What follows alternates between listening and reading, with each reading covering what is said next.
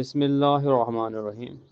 میرے عزیز ہم وطنوں، آج 14 اگست کا دن ہمیں یاد دلاتا ہے کہ پاکستان صرف ایک خطہ زمین نہیں بلکہ قربانی، احسار اور ایمان کی وہ عظیم داستان ہے جو 1947 میں لاکھوں جانوں کے نذرانے سے لکھی گئی۔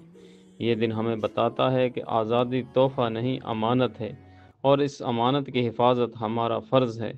پاکستان مسلم لیگ آزاد کا پیغام یہ ہے کہ ہم صرف ماضی پر فخر نہ کریں بلکہ حال کو سنواریں اور مستقبل کو سنہرا بنائیں۔ آج ہمیں فرقہ واریت، کرپشن اور نفرت سے نکل کر ایک جھنڈے تلے متحد ہونا ہوگا۔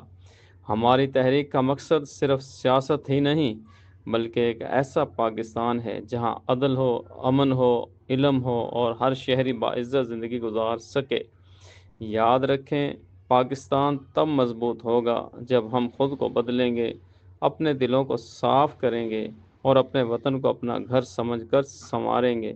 آؤ آج کے دن ہم یہ عہد کریں کہ اس ملک کی عزت و بقا کے لیے اپنی آخری سانس تک محنت اور قربانی دیں گے۔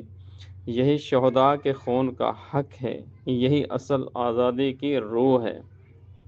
پاکستان زندہ باد، پاکستان مسلم لیگ آزاد پائندہ باد۔